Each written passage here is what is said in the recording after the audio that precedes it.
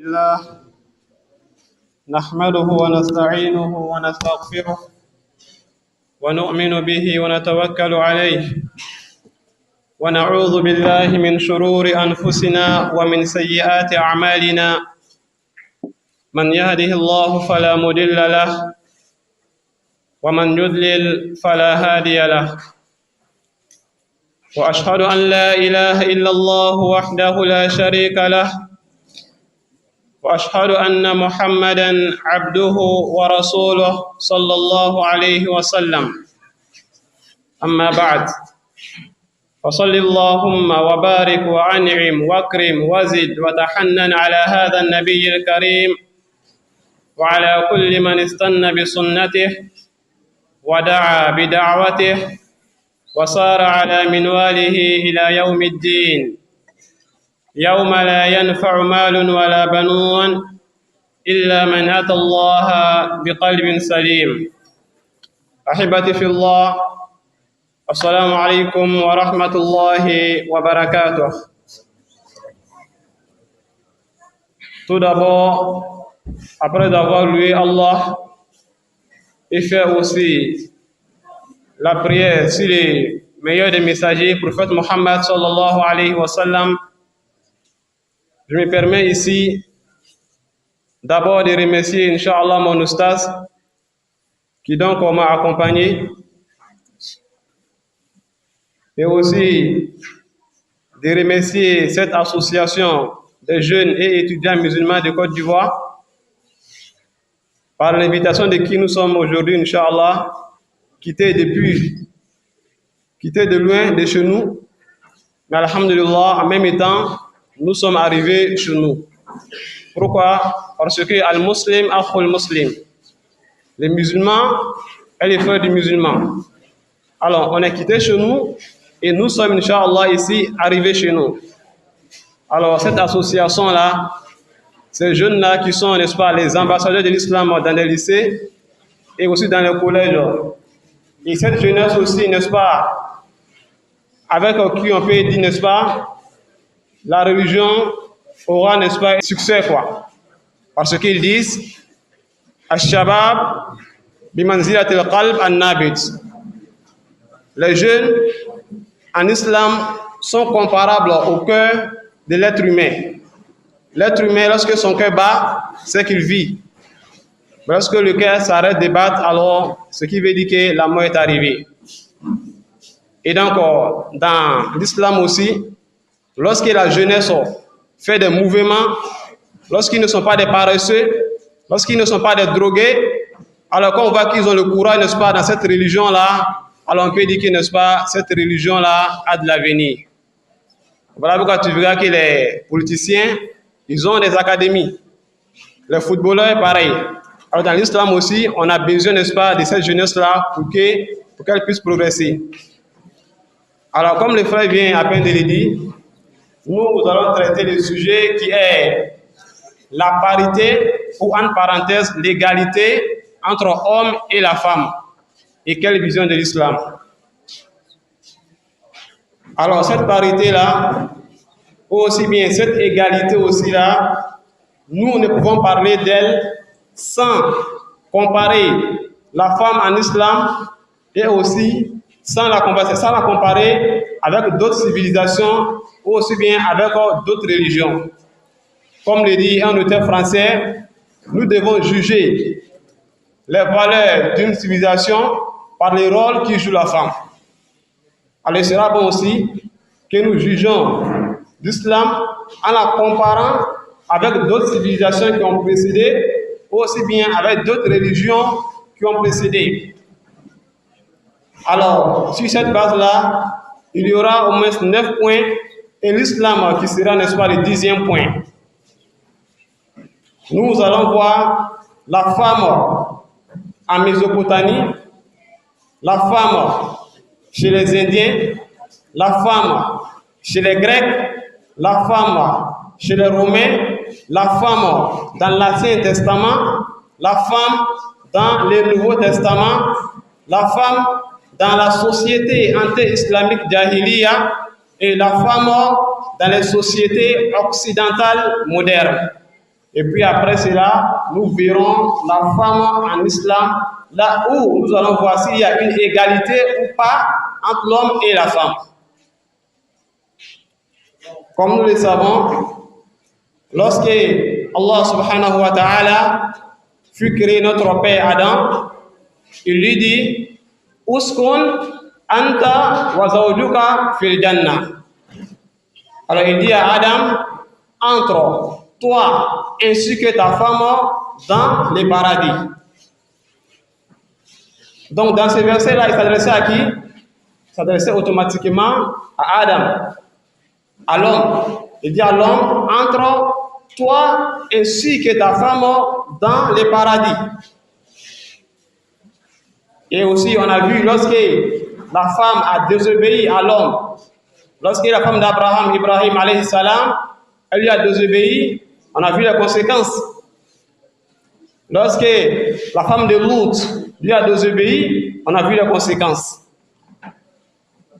Donc, Inch'Allah, dans les développements, nous verrons qui parmi ceux-là a respecté la femme et qui parmi ceux-là peuvent égaliser entre l'homme et la femme.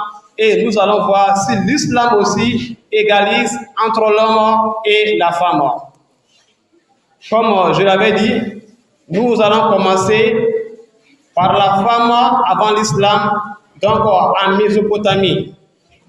Et là, nous allons voir la femme chez les Babyloniens, la femme chez les Sumériens, la femme chez les Assyriens, Inch'Allah.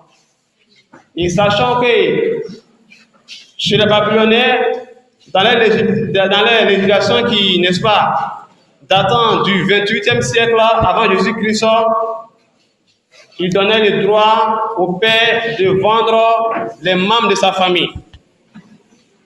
Chez eux, le père avait le plein droit de vendre les membres de sa famille.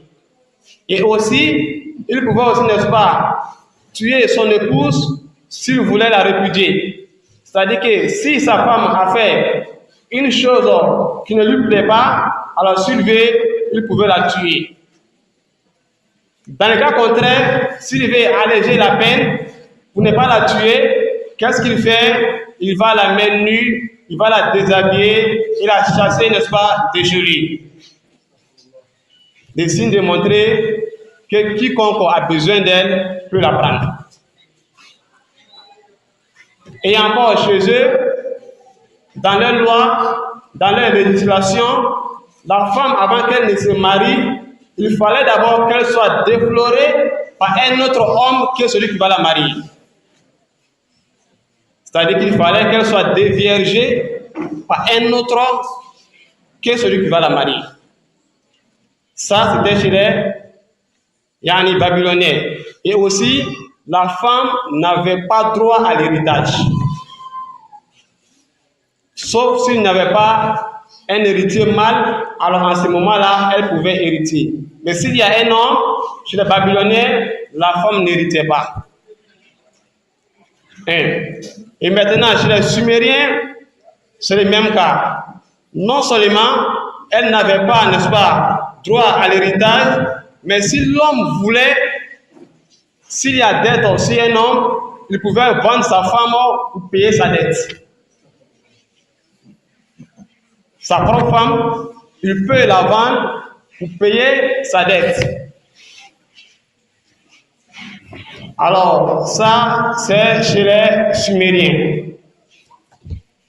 Et aussi chez eux, toujours encore, lorsque un homme fait l'adultère, c'était considéré comme une caprice, comme un caprice. Lorsqu'il fait l'adultère, on peut pardonner. Mais lorsque la femme, elle faisait l'adultère, alors elle devait être tuée. Donc l'homme pouvait faire l'adultère et on prend ça comme erreur, mais quand c'est la femme qui fait l'adultère chez eux, elle doit être, n'est-ce pas, tuée. Alors maintenant, chez les Assyriens, c'est encore toujours le même cas. La femme n'avait toujours pas droit, n'est-ce pas, à l'héritage. Et maintenant, si quelqu'un accusait la femme d'adultère, alors, sans témoin, on doit la jeter dans le fleuve. Donc si elle sortait, c'est qu'elle n'est pas coupable. Mais dans le cas contraire, elle sera noyée. Donc un homme vient, il dit, la femme qui est là, elle a fait l'adultère, il n'a pas de témoin, on ne cherche pas à comprendre, puisqu'il n'a pas de témoin, on doit la mettre dans le fleuve.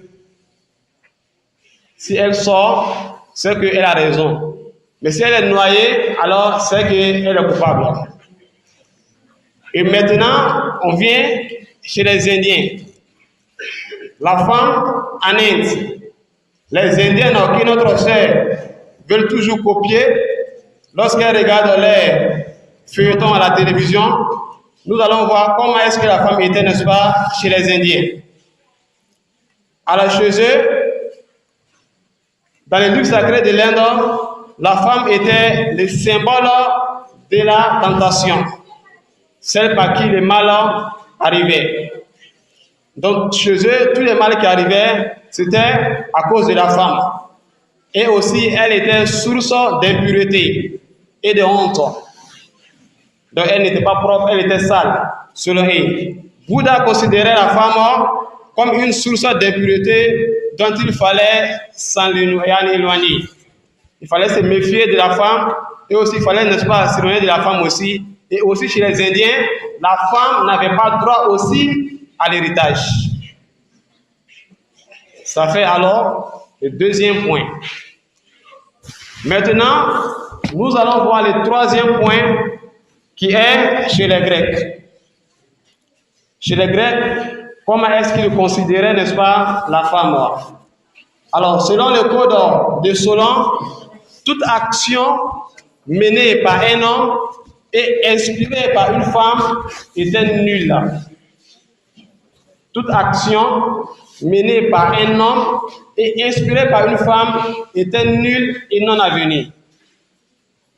Donc, si une femme inspirait et qu'elle donnait ses idées, voici ce qu'on peut faire, alors c'était considéré comme nul. Parce que chez eux, la femme n'était pas considérée.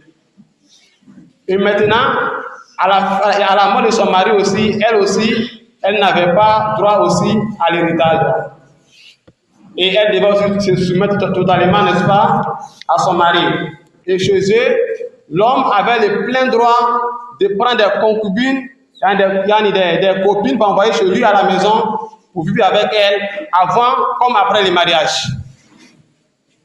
Mais la femme n'avait pas droit à cela. Mais l'homme, s'il se mariait, s'il voulait, il prenait une autre pour envoyer chez lui à la maison sans mariage. Comme le dit Démosthène, lui-même il témoigne ça, il dit, nous devons prendre les prostituées pour le plaisir.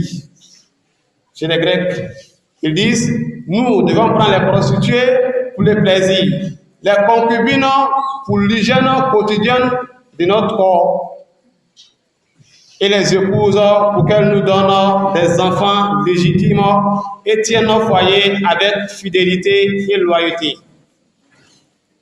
Donc chez les Grecs, ils avaient le plein droit de faire tout cela. Donc même ils prenaient les prostituées, n'est-ce pas, pour le plaisir. Et les concubines, pourquoi? Pour, n'est-ce pas, l'hygiène de leur santé.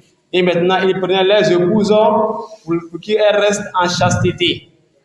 Alors nous voyons que là, leurs épouses sont chastes, mais celles qui l'amènent à la maison, aussi bien les prostituées qui sont au dehors. Et encore, chez eux, la femme n'était pas humainement légale à l'homme, car elle était créée uniquement pour le plaisir. Chez les Grecs, la femme était créée uniquement pour le plaisir, l'enfantement et le service du foyer. Maintenant, il donnait aussi le droit à l'homme de répudier sa femme si elle était stérile. Alors l'homme avait le plein droit de répudier, de chasser la femme si elle était stérile. Par contre, l'homme, si lui est stérile, il n'est pas répudié, il reste.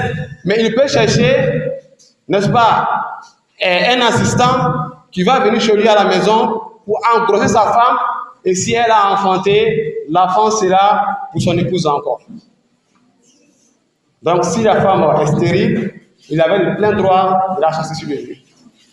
Mais par contre, quand lui il est stérile, il peut aller voir l'un de ses proches, ses amis, ses frères, pour qu'ils viennent engrosser sa femme. Et si la femme aussi a eu un enfant, l'enfant est pour lui. Là, c'était, n'est-ce pas, chez les Grecs. Et maintenant, le quatrième point, c'est chez qui? C'est chez les Romains. Et chez les Romains aussi, ils avaient la même vision aussi que les Grecs. Une vision de dédain. Ils considéraient aussi la femme rien d'autre qu'un instrument de tromperie et de corruption de l'homme aussi. Et aussi, chez eux aussi, on demandait la main de la femme sans son accord. Quand un homme veut marier une femme chez les Romains, il vient demander la main. On ne demande pas l'accord de la femme obligatoirement. Elle va aller chez celui qui veut la marier.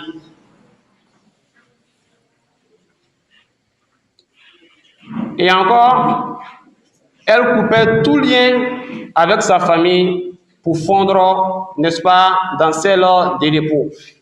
Une fois qu'elle quitte chez elle, alors elle n'avait pas de lien avec sa famille. Elle était chez son épouse, donc il peut faire ce qu'il veut d'elle. Ça, c'est chez les Romains. Maintenant, après les Romains, ça, ce sont des civilisations qui sont passées, qui ont précédé, n'est-ce pas, l'islam. Il faut comparer l'islam à tout cela avant de voir est-ce que l'islam a donné une bonne statue à la femme. Est-ce que la femme a une place noble en islam? Alors ne l'oublions pas, marquons tout cela chez tous ceux qui ont passé. La femme dans l'Ancien Testament. Donc la femme dans l'Ancien Testament. Alors quand on parle de l'Ancien Testament, non, voyez, l'Ancien Testament c'est le livre des Juifs, dont les Juifs aussi accusent la femme d'être la cause de la première désobéissance. Lorsque Adam et Ève, Hawa, avaient mangé du fruit défendu. Parce que lorsque Allah a dit à Adam et à son épouse, entre toi et ton épouse au paradis. N'est-ce pas? Alors, chez les Juifs, quand ils sont entrés, parce qu'Allah a dit, ils peuvent manger tout ce qu'ils veulent dans le paradis, sauf l'arbre qui est là. Je vais montrer une arbre qui ne peut pas me toucher.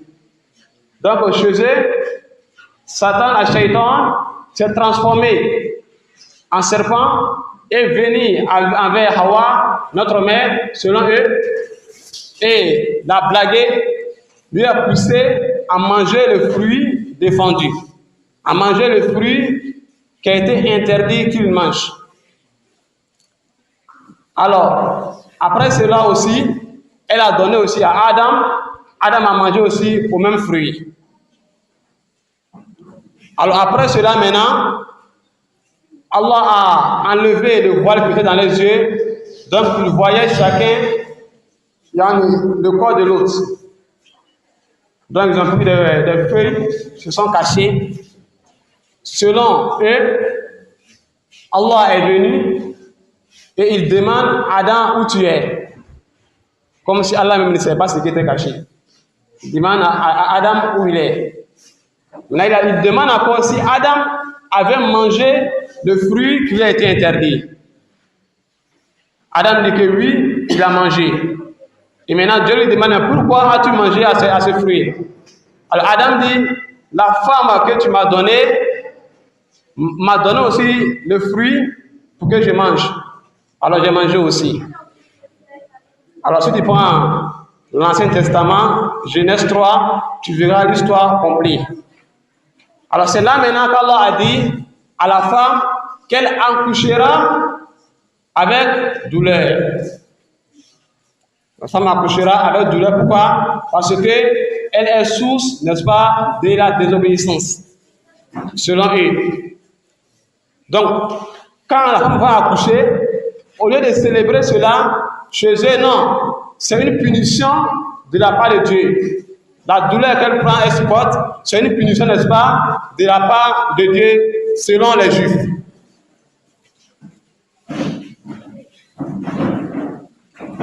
Et aussi encore, ils disent dans Genèse chapitre 19, versets 30 à 38, là, ils vont parler d'un prophète, Lot alayhi salam. Ils disent que Lot s'est isolé avec ses 2 filles. Alors, les filles ont dit à Lot, comme il n'y a pas d'homme avec qui nous on peut s'accoupler, alors donnons du vin à nos pères pour qu'ils voient et couchons avec lui. Subhanallah. Comment est-ce que les filles d'un prophète peuvent faire cela? Mais en tout cas, selon l'Ancien Testament, chapitre 19, c'est ce qui est là. Donc, ils ont donné le vin à leur père et l'autre a bu le vin. Alors, quand il l'a bu, subhanallah, la sœur, celle qui est aînée, elle a couché avec son père. Le lendemain matin, elle a dit à sa sœur, hier, j'ai couché avec notre père. Donnons-lui encore du vin pour qu'il boive, et toi aussi à ton tour, couche avec lui. Le même scénario, ils lui ont donné du vin et il l'a bu. Selon eux encore, il a couché avec la sœur, dont les 2 ont enfanté. Donc, on peut retenir quoi de cela? C'est que si les 2 filles d'un prophète ont fait ce genre de choses-là, alors que dit de celles qui ne sont pas des filles des prophètes? Donc, toujours chez eux, la femme est source, n'est-ce pas, du péché. Alors, le 6e point qui est la femme dans le Nouveau Testament, qui est l'Évangile. Alors, quand on parle du Nouveau Testament, cela comprend les 4 évangiles de Matthieu, Marc, Luc et Jean, et 22 épîtres dont 13 sont de Paul l'apôtre. Alors, chez eux, ils disent, il est interdit à la femme d'élever la voix dans l'église. Il est interdit à la femme d'élever la voix, n'est-ce pas, dans l'église. Mais par contre, il est autorisé à l'homme, lui, d'élever la voix dans les églises. Alors, en ce moment-là, réfléchissons et méditons, voyons là s'il y a une égalité aussi. Il dit que vos femmes se taisent dans les églises, car il n'est pas autorisé qu'elles parlent. Donc ça, c'est dans l'épître Paul aux Corinthiens.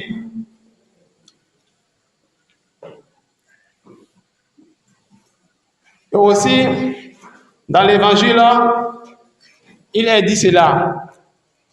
Il y a un côté qui parle d'égalité entre l'homme et la femme. Lorsque des pharisiens sont venus, n'est-ce pas, à Matthieu pour l'éprouver, qu'est-ce qu'ils ont dit? Ils ont demandé à Matthieu si nous pouvons, n'est-ce pas, répudier nos femmes pour n'importe quelle raison. Alors là, Matthieu a dit, ne voyez-vous pas que le Créateur vous a fait depuis le début mâle et femelle? Et il dit encore, l'homme quittera son épouse, l'homme quittera son père et sa mère, et s'attachera à sa femme. Et ils ne feront qu'un seul corps. Alors là, il nous parle d'égalité. On peut comprendre un peu ici qu'il y a égalité entre l'homme et la femme, comme ils le disent. Alors il continue encore. Il dit ce que Dieu a réuni, l'homme ne peut le séparer.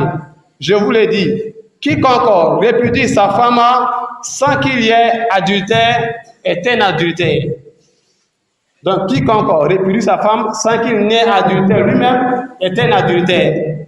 Mais il dit encore, celui qui épouse une répudiée est un adultère. Donc, si une femme a été répudiée, et toi tu lui es marié, alors toi-même, selon eux, tu es un adultère. Alors, qu'est-ce qu'on comprend là? On comprend que si elle est répudiée, alors elle ne doit plus se marier jusqu'à sa mort. Parce que quoi? Si l'homme l'a mariée, l'homme est considéré aussi, n'est-ce pas, comme un adultère.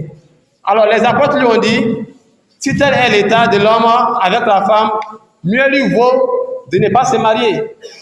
Alors, si je vais la marier, et puis je serai un adultère, mieux vaut que je ne lui marie pas. Alors, Matthieu l'a dit, tout le monde ne peut comprendre cette parole, sauf ceux qui ont la grâce. Donc, personne ne peut comprendre que non, ne pas la marier, sauf ceux qui ont la grâce. Et il dit, il y a des eunuques qui sont uniques, d'autres qui ont été castrés par les hommes, et d'autres qui se sont fait castrer eux-mêmes. Pour gagner quoi? Pour gagner le royaume des cieux. À des hommes qui se sont castrés tout simplement pour gagner le royaume des cieux. Alors, un homme qui est castré, est-ce qu'il peut se marier encore? Il peut se marier. Il peut se marier. Donc voilà pourquoi on trouve des prêtres aussi qui n'ont pas d'épouse. Pourquoi? Parce qu'ils veulent accéder au royaume des cieux. Pour plus de détails aussi, on t'envoie vers Matthieu, chapitre 19, et là-bas, tu auras, n'est-ce pas, plus de détails. Voilà pourquoi en France, il y a eu une réunion pour savoir si la femme était égale à l'homme. Et aussi pour voir si la femme avait la même mentalité que l'homme, ou aussi bien si sa mentalité est comparable à celui du chien ou du serpent. En France. Ce que nous disons que non, il donne le droit des femmes. En 581, 582 et 585, voilà ça. Une réunion pour voir si la femme avait la même mentalité que l'homme. Et maintenant, nous venons aussi pour voir la femme dans la société anti-islamique d'Ahiliya.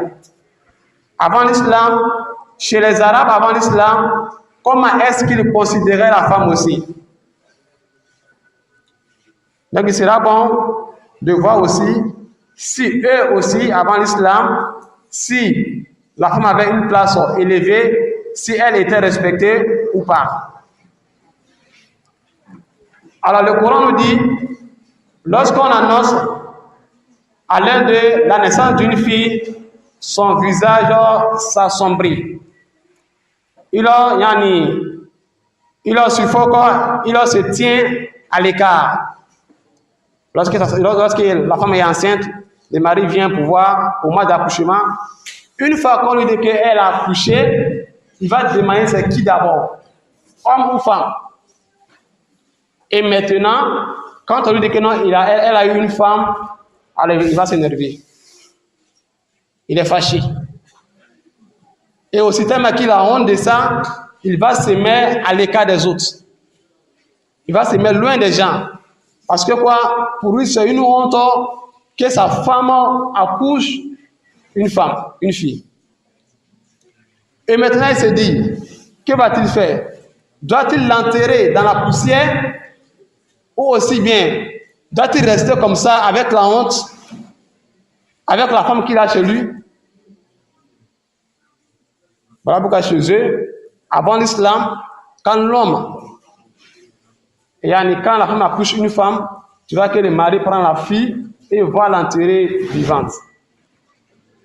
Voilà pourquoi le Coran dit wa idhal maw'udati su'ilat bi ayyi dhanbin qutilat. Lorsque la petite fille enterrée vivante sera interrogée pour quel crime, pour quelle raison elle a été tuée. Vous voyez.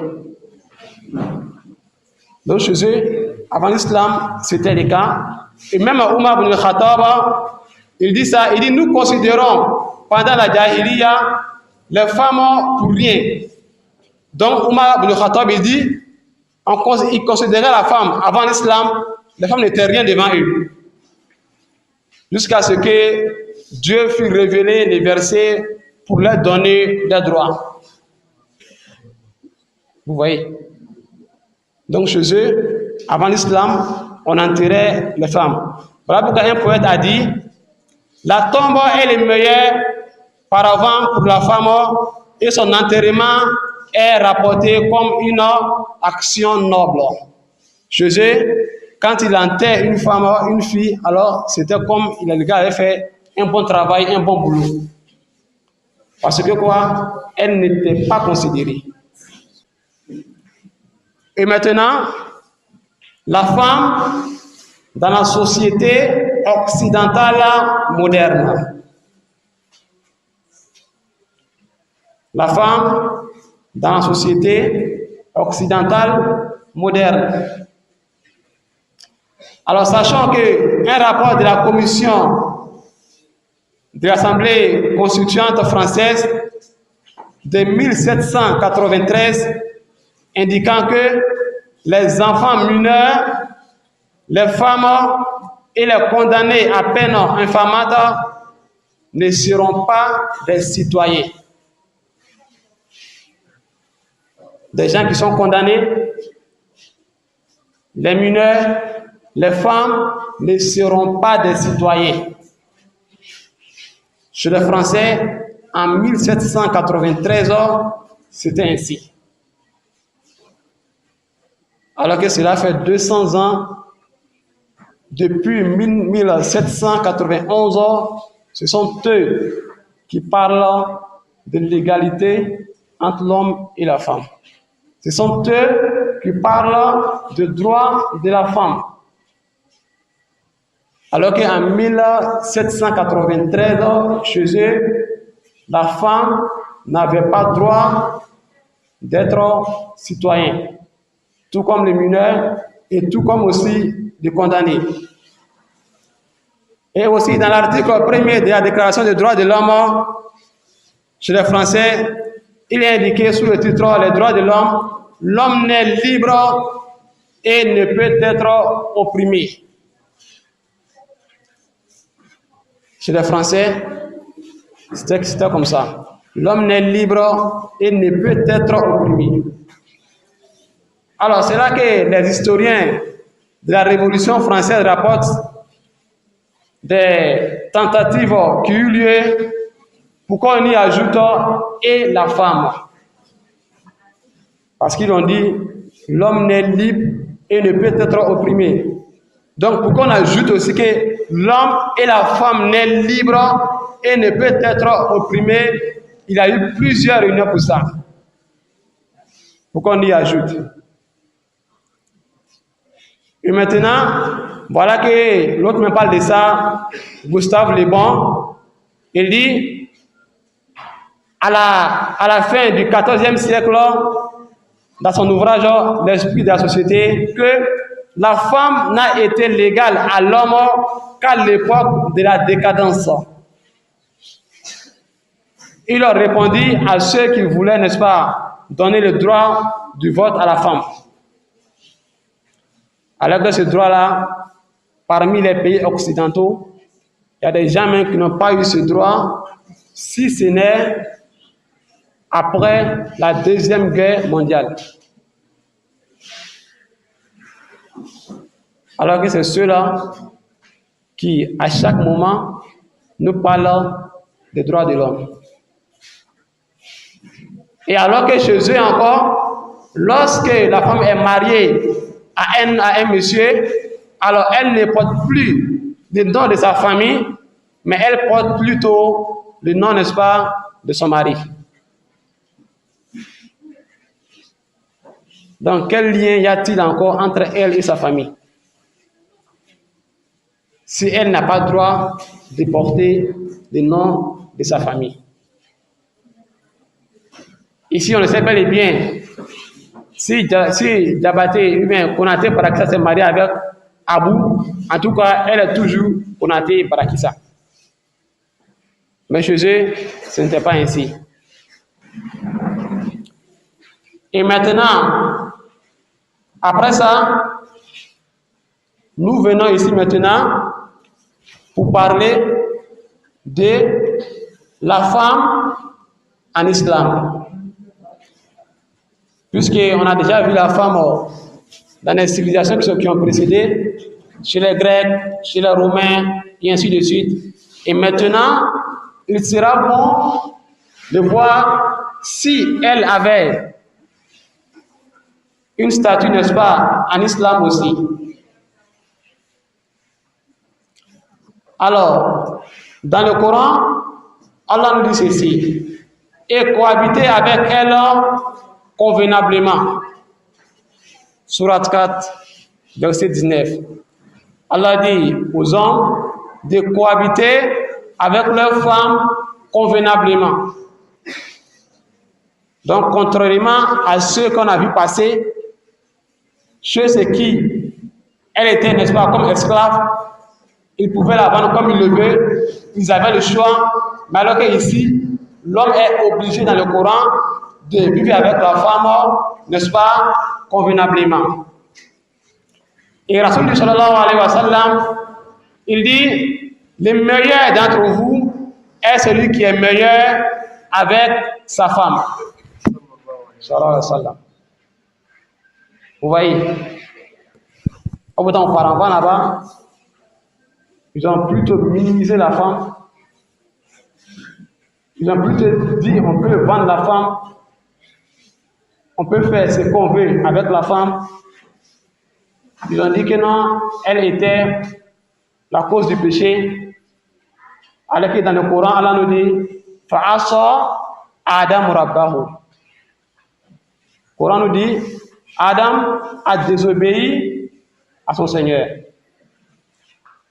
Le Coran ici n'a pas accusé la femme, mais il accusa l'homme. Vous voyez. Maintenant ici, Rasoul dit aussi ici, le meilleur d'entre vous est celui qui est meilleur avec sa femme. Voilà pourquoi pour mieux comprendre wallahi, la place de la femme en islam, il faut lire la biographie de Rasoul sallallahu alayhi wa sallam. C'est là que tu verras qu'il n'y a pas une société, il n'y a pas une civilisation qui a donné droit à la femme comme l'islam. Il n'y en a pas. Ils vont tout faire pour te mélanger, mais assieds-toi et médite, réfléchis et puis voir. Et encore, Allah dit, si vous craignez d'être injuste, n'épousez qu'une seule femme. Regardez ici. Allah dit à l'homme, il peut marier 2 femmes, 3 femmes, 4 femmes. Mais s'il craint d'être injuste envers ces 2 femmes, ces 3 femmes, ces 4 femmes, Allah dit alors marie une seule femme. Qu'est-ce qu'Allah veut dire ici? Allah veut nous dire qu'il n'est pas bon que l'homme soit injuste envers la femme.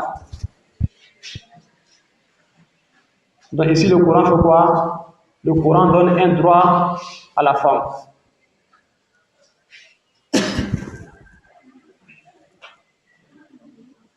Rasul dit encore, sallallahu alayhi wa sallam, il dit, le croyant qui a la foi la plus parfaite est celui qui a les meilleurs comportements.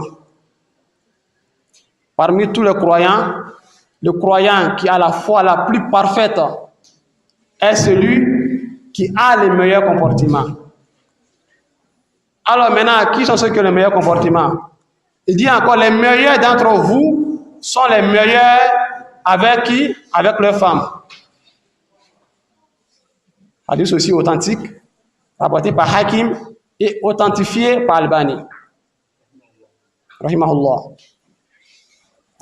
Donc ici on voit, Rasoul encore, sallallahu alayhi wa sallam, donne ici un droit à la femme dont l'homme doit, n'est-ce pas, être bon envers qui?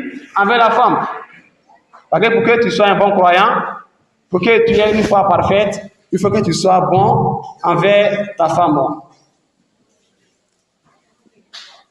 Et Allah dit encore, il dit, et faites que ces hommes, et faites que ces femmes habitent là où vous habitez.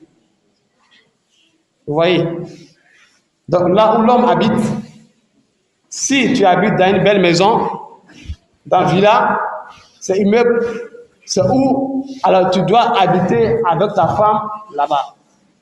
Ne pas dire que non, elle n'a pas le droit d'habiter ici, il faut que je lui envoie là-bas. Donc Allah te dit d'habiter avec elle là où toi-même tu habites.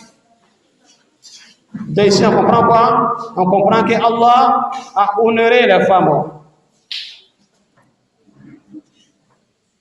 Il dit encore, et ne cherchez à leur nuire, en les contraignant à vivre à l'étroit. Donc, on n'a pas nuit aux femmes. Il dit encore, et si elles sont enceintes, pourvoyez à leurs besoins jusqu'à ce qu'elles aient accouché. Vous voyez, en islam, l'homme est chargé de prendre toutes les dépenses de la femme. La femme encore, quand elle est enceinte, l'homme est chargé, il est obligé de prendre tout en charge. Même si elle est milliardaire et que lui il est millionnaire, il n'a pas le droit de prendre les 5 francs de la femme pour mettre dedans. C'est lui qui est chargé de prendre toutes ses dépenses. Alors que nous voyons ceux qui parlent du droit de la femme ou aussi qui parlent de l'égalité chez eux là-bas, qu'est-ce qu'il y a? Je paye maison, tu payes couvent. Tout le monde dépense. Je paye l'eau, tu t'occupes des enfants. Parce qu'ils n'ont même pas honte. Il se permet de dire, aujourd'hui, papa, c'est mon tour, demain, c'est ton tour. Alors qu'en islam, c'est l'homme qui est chargé de faire tout cela. Raison pour laquelle Cheikh Salih ibn Uthaymeen, rahimahullah, dans le commentaire du livre Riyad al-Salihin, les jardins des vertueux, dans le commentaire du livre, qu'est-ce qu'il a dit? Il dit qu'il interpelle aux musulmans qui disent que l'islam est la religion de l'égalité.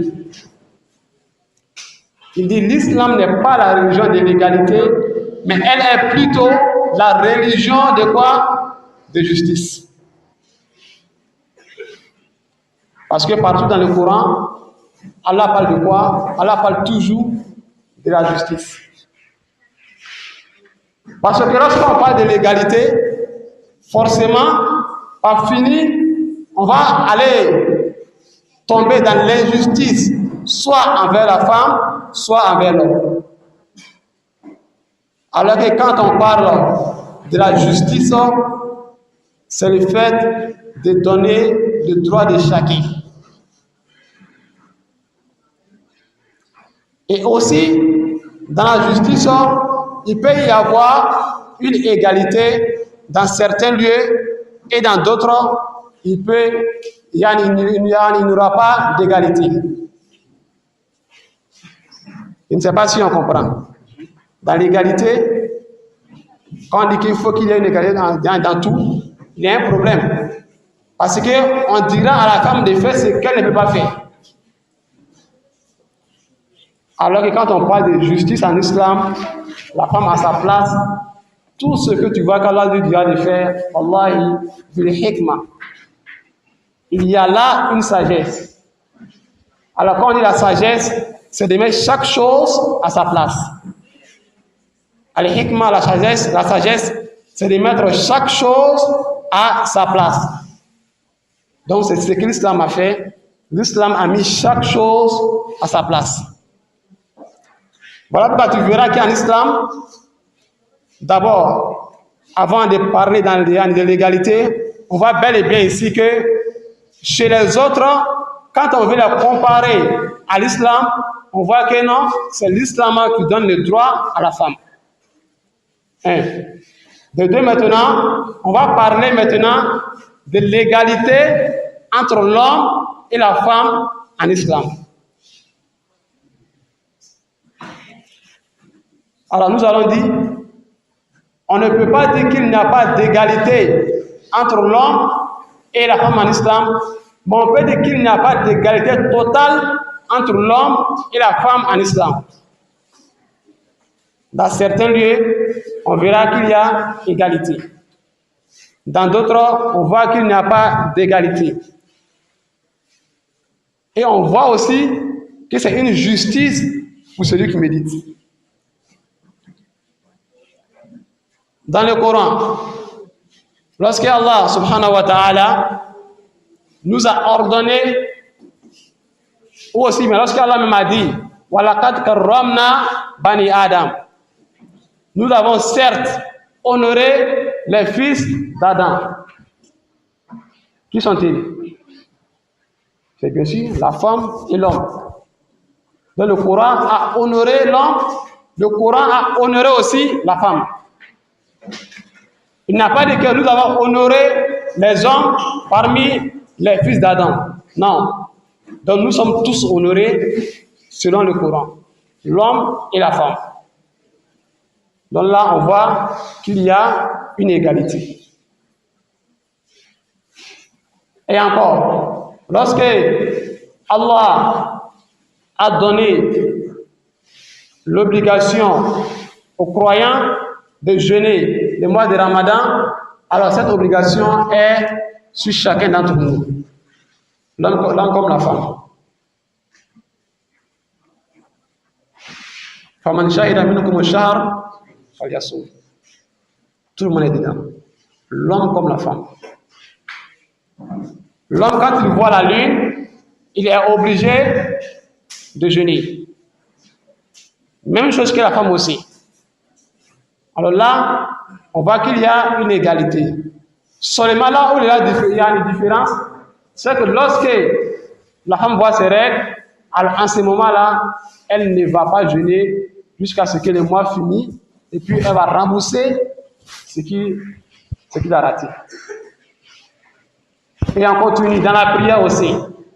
Lorsqu'Allah a ordonné aux musulmans de faire la prière, et ayyuhalladhina amanu kutiba alaykum al-aya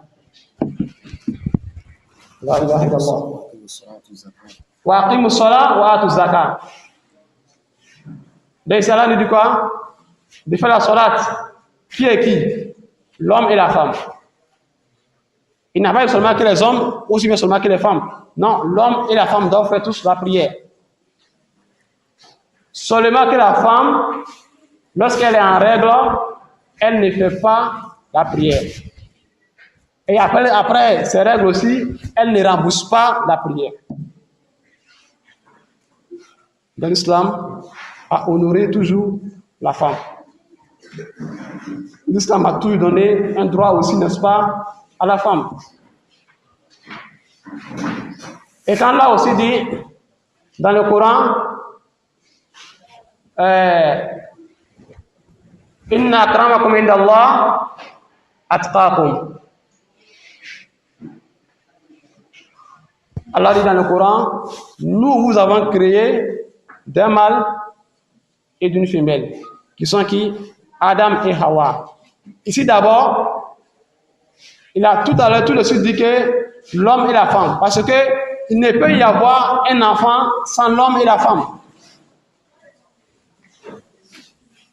Et en continuant, il dit, les meilleurs d'entre vous auprès d'Allah, atqakum, elle est plus pieux. Celui qui est plus pieux d'entre vous, c'est celui-là qui est meilleur auprès d'Allah. Donc si la femme a la foi plus que l'homme, alors elle est meilleure que l'homme auprès d'Allah. Si l'homme à son tour a la foi que la femme, lui aussi il est meilleur qu'elle auprès d'Allah. Donc Allah n'a pas dit seulement que les hommes, non, homme comme femme. Celui qui a la foi, c'est celui-là qui est le meilleur auprès d'Allah. Azza wa Jalla. Donc ici, nous voyons que dans certains lieux, Allah a égalisé entre l'homme et la femme. Il y a plusieurs versets qui parlent de cela. Mais en même temps aussi, il y a des lieux où Allah subhanahu wa ta'ala a différencié entre l'homme et la femme. Pourquoi? Pour une justice, al-adl. Voilà pourquoi on dit que la religion musulmane est une religion de quoi? De justice. Il donne le droit à chacun. Le droit que tu as, on te donne. Parce que là, si on n'est que l'égalité entre nous, c'est que lorsque tu vas en classe avec ton professeur, toi avec lui, vous êtes égaux. Alors, mais si vous êtes égaux, alors reste à la maison alors. Ce n'est pas la peine d'aller apprendre chez lui. Tu sais qu'il a quelque chose que toi, tu n'en as pas. Donc, obligé, il faut que tu vas vers lui pour apprendre. Donc, c'est comme ça aussi en islam. Il y a des choses que l'homme a été différencié entre lui et la femme. Pourquoi? Sur ce côté-là, sans la femme, lui, il ne peut gérer cette chose-là. Et aussi, des choses aussi que sans l'homme, la femme ne peut gérer cette chose-là. Donc tout d'abord, on a vu des parties là où il y a l'égalité entre l'homme et la femme. Et maintenant, des parties où Allah a différencié entre l'homme et la femme. Donc, en islam, les charges économiques, comme je viens à peine de le dire, sont tous sur le pôle de l'homme. L'homme est obligé, pas qu'il a le choix, hein, non, il est obligé de prendre la femme en charge. La femme, lorsqu'elle est à la maison, son père est obligé de la prendre en charge. Lorsqu'elle est mariée aussi, le mari est obligé de la prendre en charge.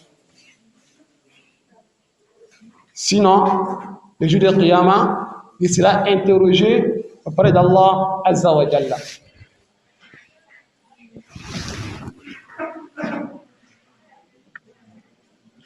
Raison pour laquelle Allah dit, les hommes ont autorité sur les femmes, vertu de la préférence qu'Allah lui a accordée sur elles. Maintenant, nous voyons qu'ici, l'homme a autorité sur la femme. Tout d'abord, sans oublier que c'est l'homme qui prend la femme en charge. Hein. Il prend tout en charge. Pas comme chez eux là-bas, eux qui parlent de l'égalité. Pas comme chez eux, où tu vas voir une vieille femme que son enfant ou son mari a des moyens, mais qui dans la rue est en train de balayer. Alors que son mari, ou son fils, ou son père doit la prendre en charge. Même si elle est milliardaire, même si elle est millionnaire. Mais en islam, c'est différent. Donc Allah dit, les hommes ont autorité sur les femmes. Quelle autorité? Donc les hommes sont ceux qui sont les chefs à la maison. Pas parce que Allah veut minimiser les femmes. Allah dit quoi? À cause des dépenses qu'ils font. Donc un homme qui dépense, il est bien qu'il soit le chef. Comme je l'ai dit, pas pour minimiser la femme, hein, mais plus que celui qui dépense, donc il doit s'occuper de ses charges. Si aujourd'hui on dit non, nous sommes au travail. Les patrons nous payent tous. Alors, si celui qui nous paye tous, il doit être la même chose que nous, comment vous voyez ça? N'est-ce pas là une injustice? Donc, si celui qui nous paye tous, il est bon, il est juste que lui, il soit le patron. Pas parce qu'il est mieux que nous, mais c'est comme ça Allah l'a voulu. Et tout ce qu'Allah fait, c'est bil hikmah, comme je l'ai dit, avec sagesse. La sagesse, c'est de mettre chaque chose à sa place. Donc Allah fait ça bil hikmah, la sagesse. Nous, on peut ne pas avoir cette sagesse-là, mais Allah, lui, le voit. Donc, si toi, tu as l'autorité, parce que tu fais tes dépenses, alors, qu'est-ce que tu veux dire à la maison si tu refuses de prendre la femme en charge? Si ta femme te prend elle-même en charge, et qu'elle court ses vêtements, et qu'elle met son dos au dehors, et qu'elle met ses seins au dehors par rapport à la couture qu'elle a fait, et que toi tu viens, tu lui dis que non, c'est pas bon, c'est là, tu as fait cela, qu'est-ce qu'elle va dire? C'est mon argent qui est rentré dedans. Et puis c'est vrai, c'est son argent. C'est son argent. Donc, si tu vas qu'Allah dit que tu as autorité parce que tu dépenses pour elle, alors maintenant tu refuses de dépenser, et puis tu veux qu'elle fasse ce que là tu vas à la maison. Non. Si au moins tu n'as pas de moyens, tu as fait partout, il n'y a pas de moyens, tu peux négocier avec elle.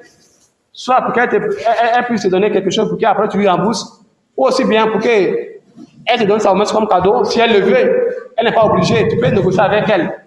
Mais refuser totalement, alors que tu as les moyens de le faire, alors toi tu ne peux pas avoir autorité sur elle à la maison.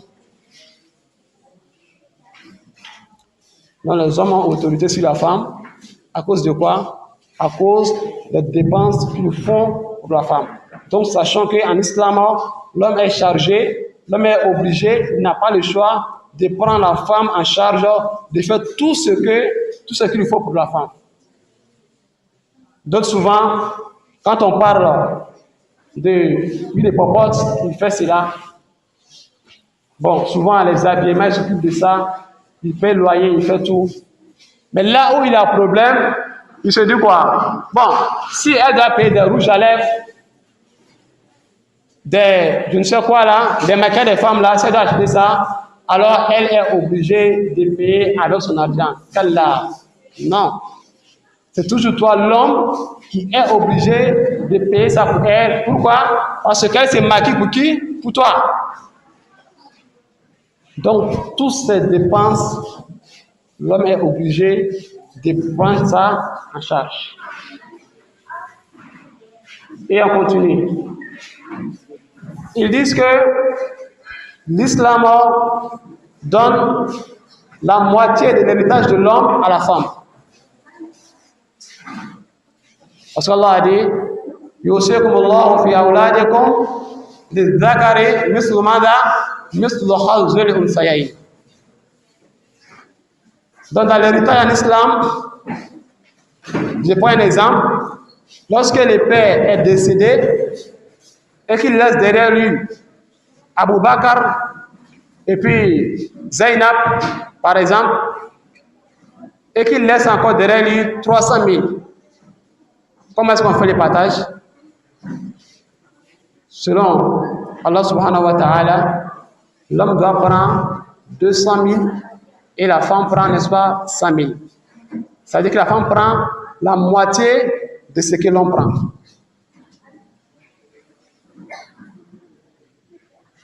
Je ne sais pas si on comprend ici. Donc, pourquoi ils disent que non? Ici, là, on devait partager ça à égalité. 150 000, 150 000. Allah dit que non, l'homme prend 200 000 et la femme prend 100 000. Pourquoi? Ici, méditons un peu. On a dit au départ que c'est l'homme qui prend la femme en charge. Donc, si Abu Bakr a pris 200 000 et que Zainab a pris 100 000, le père n'est plus là. Alors, qui va dépenser pour eux maintenant? C'est toujours Abu Bakr qui va dépenser pour sa soeur. Abu Bakr est obligé, dans ces 200 000 là, pour prendre sa soeur en charge. Donc, à ce moment-là, où seront les 100 000 de Zainab? Dans la caisse gardée. Elle ne touchera pas à ces 100 000. Abu Bakr est obligé de la prendre en charge. Et encore, peut-être que tu vas dire que mais si elle est mariée, qu'est-ce qu'on doit faire? Alors, si elle est mariée, tu n'as jamais attendu dans une mosquée qu'ils ont dit à la femme que tu es à Fourna Frodo. Jamais. C'est toujours Moussoya Fourna Frodo. Donc, c'est l'homme qui paye la dot. Je dis encore. Donc, si elle est mariée, son mari est obligé de la prendre en charge. Ces 100 000 sont ça, dans la caisse. Alors qu'avant cela, peut-être que les 200 000 d'Abu Bakr déjà fini. Est-ce que là, on peut dire que c'est de l'injustice, ça? Abadan. Allah a honoré la femme. L'islam a honoré la femme. Parce que si Allah avait dit, alors, prenez 150 000 chacun, ce qui veut dire qu'elle dépense pour elle, Abu Bakr dépense pour elle. Il se peut que d'ici qu'elle se marie, pour elle est finie, Abu Bakr est fini. Donc, si son mari aussi, dans mari aussi, comment doit-elle faire? L'islam dit que non, elle ne doit pas dépenser pour elle-même. Soit son père, soit son frère, soit son mari doit dépenser obligatoirement pour elle. Donc ici, quand on voit que la femme prend la moitié de ce que l'on prend, on voit qu'il n'y a pas d'injustice. Au contraire même, Allah a honoré la femme. Pourquoi? Parce que c'est qu'elle, après, va rester, alors que pour son frère, va finir. Donc ils disent là qu'il y a, n'est-ce pas, une injustice. Et encore, dans l'héritage, parfois dans l'habillement. L'habillement, ils disent que pourquoi est-ce que l'islam cache la femme derrière un voile? Non, c'est bel et bien. L'islam cache la femme derrière un voile. Pourquoi? C'est pour honorer la femme. Voilà pourquoi là, il y a une différence entre l'homme et la femme. L'homme n'a pas le droit de s'habiller comme la femme, tout comme la femme n'a pas le droit de s'habiller comme l'homme. Mais eux, ils disent que non, c'est une égalité. Donc, l'homme peut s'habiller comme la femme s'il le veut. Akramakumullah. Si aujourd'hui, moi, en venant ici, j'ai posé des bouts d'oreilles, j'ai mis un foulard comme ceux qui sont assis là, hein? Et puis j'ai attaché pagne. Vous allez dire quoi? Le conférencier là, il est touché. C'est pas clair. Vous avez dit ça? N'est-ce pas? Donc ici, l'égalité devient une injustice.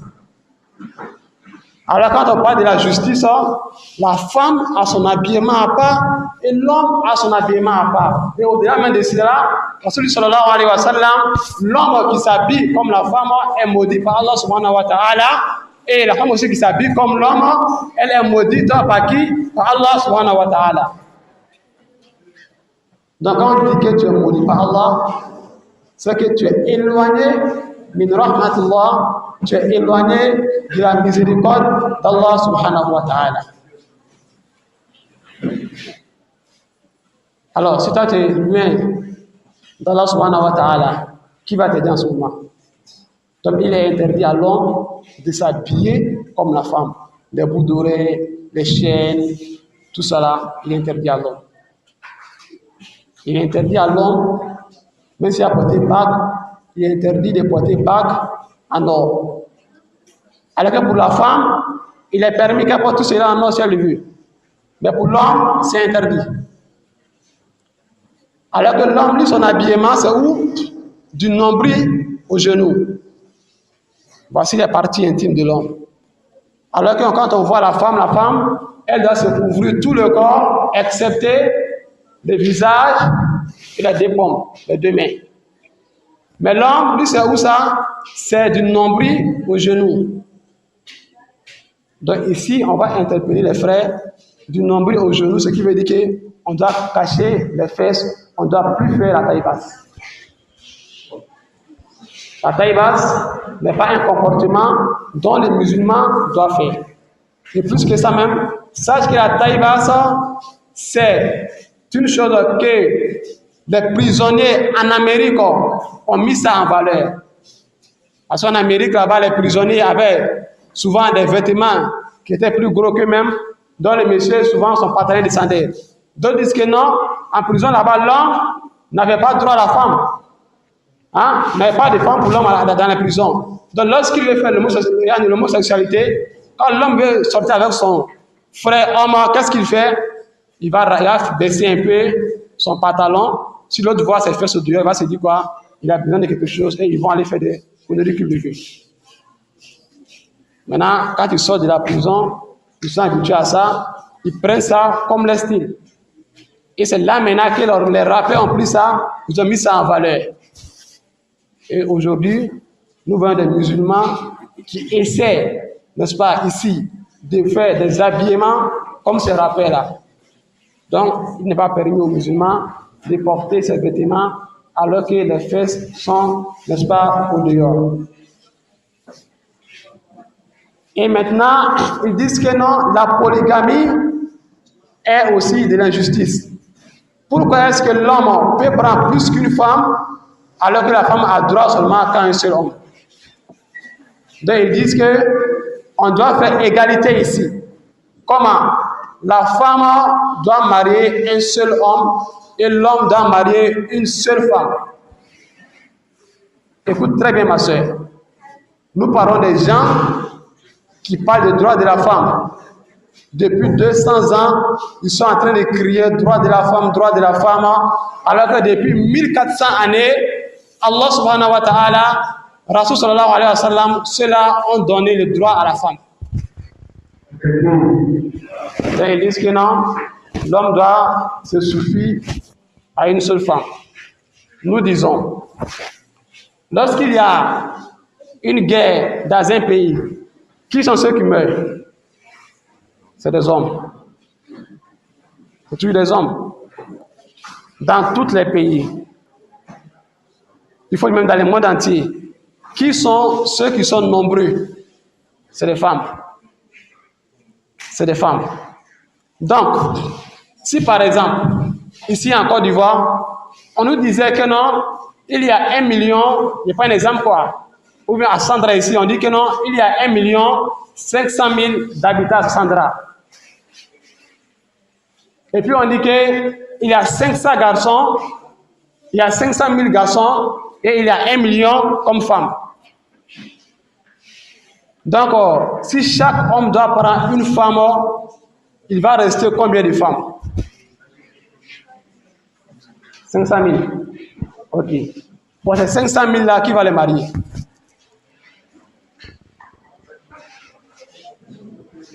Elles ont le choix. Soit elles vont se prostituer,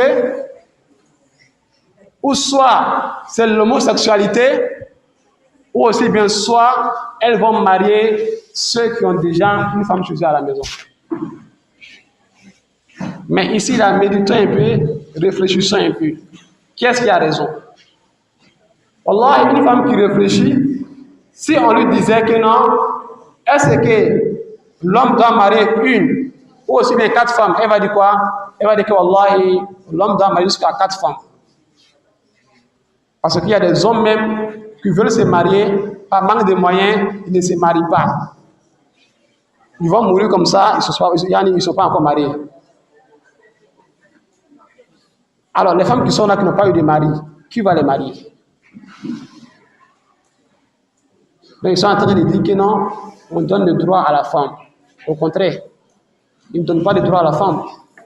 Parce que ce sont eux, jusqu'à présent, chez eux là-bas, il y a la polygamie là-bas, mais la polygamie illicite. C'est-à-dire quoi? L'homme a une femme chez lui à la maison, mais au dehors là-bas, il a plus que 10 copines. Alors que l'islam dit à l'islam, on dit marie 4 femmes. Si tu ne peux pas marier une seule femme. Pourquoi? Pour que tu sois juste, pour que tu donnes le droit de chacune d'entre elles. Donc, lorsque on vous parle de l'islam, lorsque l'Occident veut salir l'image de l'islam, toi, en tant que musulman, assieds-toi, réfléchis et médite beaucoup. Tu verras que réellement, tout ce qu'ils font, ils ont tort. Quand ils parlent du droit de l'homme, ils ont tort. Le droit de la femme, ils ont tort. Le droit de l'homme, c'est où ça? C'est dans le Coran. C'est où ça? C'est dans les hadiths de Rasoul sallallahu alayhi wa sallam. C'est comme il disait, si quelqu'un vient il dit que bon, les femmes qui sont en train de vendre des marchandises ici, là, on veut payer les marchandises. Il vient dire que bon, ok, nous on va défendre, pourquoi? Pour qu'elles gagnent leurs droits. Et puis il vient dire que bon, les clients qui vont venir payer ces marchandises-là, chacun doit payer un pour se retourner. Est-ce que la femme qui est intelligente va accepter cela? Non. Elle veut quoi? Elle veut beaucoup de clients pour que ça finisse. Donc si l'homme s'est limité à une seule femme, c'était mauvais pour les femmes. Voilà pourquoi comme Allah nous connaît plus que nous-mêmes, Allah ya'lamu man khalaqa wa huwa al-latiful khabir. Donc Allah qui nous a créés, il nous connaît plus que nous-mêmes. Donc tout ce qu'il dit, nous devons prendre ça comme une sagesse. Ça, c'est mon téléphone qui est là. C'est Android. Mais l'application qui est dedans là, entre vous ici, qui connaît ça que moi? Personne. Il n'y en a pas. Seulement sur le site, c'est que j'ai installé dedans. Donc Allah qui nous a créés là, Allah aussi, il nous connaît mieux que nous-mêmes. Et encore, lorsqu'ils disent encore égalité entre l'homme et la femme, pourquoi est-ce que chez eux là-bas, il y a fête des mères, il y a fête des pères? C'est une égalité ça? C'est une différenciation. Ça prouve que l'homme est à part, la femme aussi est à part. Mais en instant, on te dit que non, la femme n'a pas de fête. La femme doit être honorée chaque jour, chaque instant et chaque seconde. Mais chez eux, la femme doit être honorée une fois par an, c'est tout. Alors, ils disent encore égalité dans toutes choses. Tout de suite, si j'ai dit qu'une bidon, vous allez rire. Pourquoi? Parce que c'est un bidon. Maintenant, ça qui a mis ça en place, est-ce que c'est Allah qui a mis ça en place? C'est Allah qui a dit que non, bon, dites qu'une ici, dites un ici. C'est pas même qu'on dit ça. Donc là, ils nous ont montré que non, l'homme et la femme, il y a une différence. Voilà pourquoi la grand-mère de Isa, Jésus, fils de Marie, alayhi salam, elle a dit, walaysa dhakaru kal unsa. Elle a dit, l'homme n'est pas comme la femme. Pourquoi? Parce qu'il y a des parties où on peut égaliser entre l'homme et la femme. Il y a des parties aussi où on ne peut pas égaliser entre l'homme et la femme. Si on décide d'égaliser entre l'homme et la femme, dans ces choses-là, il y aura forcément de l'injustice. Donc ici, Saleh ibn Uthaymin rahimahullah a le plein droit, a raison lorsqu'il dit que l'islam n'est pas une religion d'égalité, mais l'islam est plutôt une religion de justice. Il donne le droit de chacun d'entre nous. Il donne le droit de la femme, il donne aussi le droit de l'homme. Pour conclure, en conclusion, le musulman doit tout d'abord savoir qu'il y a une différence entre l'homme et la femme. Pas pour minimiser l'homme, pas pour minimiser la femme, Pas pour donner d'autres au-dessus de l'un et de l'autre. Non, non, non. C'est pour que chacun puisse faire ce qu'il doit faire. Un exemple. L'islam n'a pas ordonné à la femme d'aller en guerre. Ils disent que non, la femme a le plein droit d'aller en guerre. Après encore, ils disent que non, la femme, lorsqu'elle va en guerre, elle est encore plus mauvaise que l'homme. C'est normal. Si je prends quelque chose pour mettre à la place qui ne lui convient pas, ça ne passera pas. Ça ne passera pas. Si je prends cette fermeture-là, pour fermer ça là, ça ne passera pas. Donc les femmes ne vont pas en guerre, c'est les hommes qui vont en guerre. Ils te diront que non, c'est une injustice. Wallah, que c'est la justice. Et encore, sachant ici que Allah a honoré la femme. Parce que lorsque tu vas en guerre, qu'est-ce qu'il y a là-bas? C'est la mort. Allah dit à l'homme, c'est toi qui dois aller en guerre. La femme doit rester chez elle à la maison. Donc quand on veut comparer l'islam aux peuples qui ont précédé, aux livres que des gens qui ont précédé, nous trouvons que l'islam est la seule religion qui donne le plein droit à la femme. Et encore, nous trouvons aussi que s'il y aura une égalité entre l'homme et la femme, cela ne va pas aussi arranger la femme. Mais puisque Allah est le sage, il dit aux femmes, voici ce que vous devez faire, et à l'homme, voici ce que vous avez le droit de faire.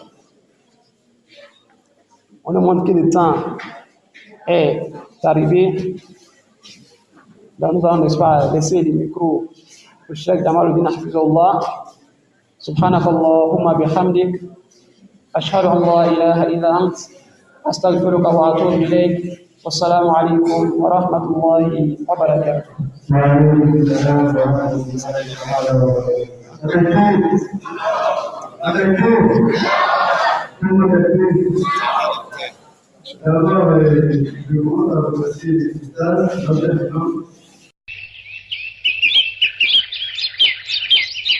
ومن أحسن قولا ممن دعا إلى الله وعمل صالحا وقال إنني من المسلمين.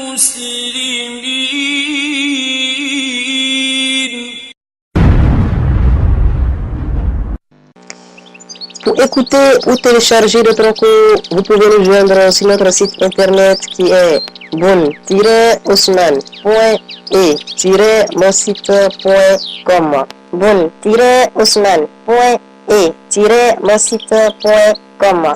Ne nous oubliez pas dans vos invocations. Wassalamu alaikum wa rahmatullah.